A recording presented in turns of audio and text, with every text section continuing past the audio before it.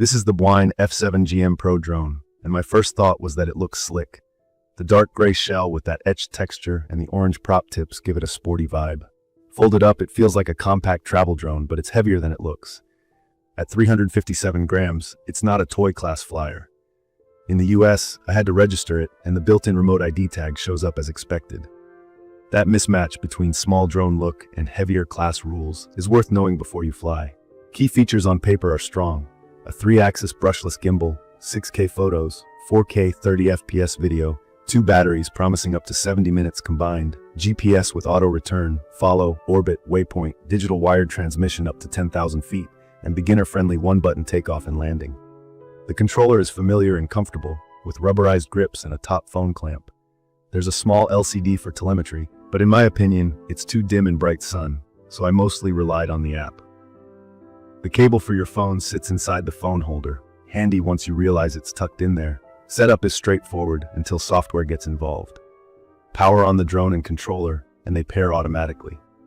From my experience, the Bwine Mini app is required to calibrate the compass and gyro and to unlock flight, which means you spin the drone horizontally and vertically and level it so the sensors know what's flat. GPS lock is mandatory for outdoor flying. The app won't let you start the motors without it. That's normal for GPS drones, but here it becomes a pain point when the app doesn't behave. Manual flight is the best part of this drone. Once I got airborne, the sticks felt smooth and predictable. It holds position well, even in gusty conditions. The level 5 wind rating is not marketing fluff. I flew in breezes around the low 20s mph and it stayed composed. There are 2 speed modes, stable for gentle moves and sport for faster response. The 3-axis gimbal does solid work smoothing out bumps during hover and slow pans, which helps beginners keep footage watchable. Where it falls short is everything tied to automation and software. The camera's output is fine in good light, clean enough 4K 30 for casual clips and 6K JPEG stills that look sharp enough for social. But the camera is fully automatic. No ISO, shutter, or white balance control. If you've never changed exposure settings before, that sounds convenient. If you care about consistency or shooting in tricky light, it's limiting. The lens feels more normal view than ultra-wide, so framing is tighter than most consumer drones. That's nice for a natural look, but less forgiving for scenic sweeps. The live feed to the phone is 720p over a wired link.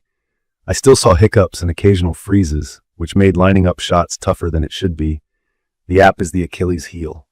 From my experience on Android, I hit frequent crashes opening the camera view. I also ran into a stubborn GPS error where the app showed strong signal and still said GPS signal weak, refusing to unlock the motors. I had to reinstall the app more than once to get a flight in. That's not a good feeling when you're standing in an open field with perfect sky. The smart modes weren't reliable for me either. GPS follow tracks the controller, not a person on screen, so unless you're carrying the remote while running or biking, it's awkward. Orbit struggled to hold a consistent radius and framing, and waypoints zipped between points too fast to make useful shots. I could do better manually, which defeats the point of smart. Battery performance didn't match the marketing for me. It's advertised as up to 35 minutes per battery in perfect conditions. From my experience, normal mixed flying in light wind returned around 22 minutes before auto return to home kicked in. On breezier days, or pushing sport mode, I've landed between 15 and 18 minutes. That's still acceptable for a recreational flight, but it's not close to the claim. I also saw swelling on one pack after just a handful of cycles. Swelling is a sign the pack is degrading, and it made insertion tight and eventually not workable. I switched to careful charging habits and monitored the packs closely after that. Using PD fast charging helped keep turnaround under about 2.5 hours. Basic chargers felt painfully slow.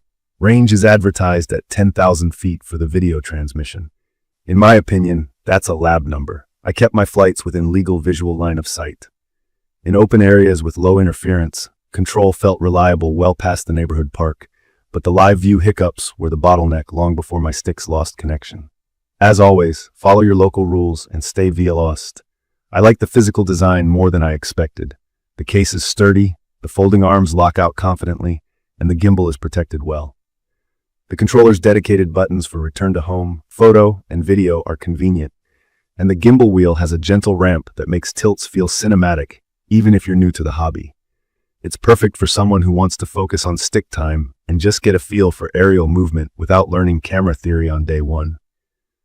The beginner altitude limit and one-button takeoff landing are reassuring if you're nervous about the first flights. From my experience, the friction starts and ends with software. The app crashes and GPS lock bugs created too many no-fly days. The live feed stutters took the fun out of framing shots. The smart modes failed enough that I stopped trying to rely on them. And the battery inconsistency, plus the swelling I encountered, hit both confidence and convenience. I'd recommend this for patient beginners who primarily want a stable drone to practice manual flight, who don't mind troubleshooting, and who will treat the smart features as optional extras rather than core tools. If you're a creator who needs reliable subject tracking, consistent image controls, or a clean app experience, this won't match your expectations. The hardware bones are promising, a nice gimbal, solid airframe, good wind manners, but the software and power ecosystem hold it back. In conclusion, the Bwine F7GIM Pro is a study in contrasts. I enjoyed flying it by hand and got some smooth, simple footage in good light. I did not enjoy wrestling with the app or watching features I wanted to trust misfire. If you keep your goals modest, practice flying, basic clips, and a learning mindset, it can be a useful starter that teaches stick control and aerial awareness. If you want dependable automation and creative control, this isn't there yet. I hope firmware and app updates tighten it up because the flight field deserves better support behind it. To learn more about the Bwine F7GIM Pro Drone, please check the comments section. Thank you for watching.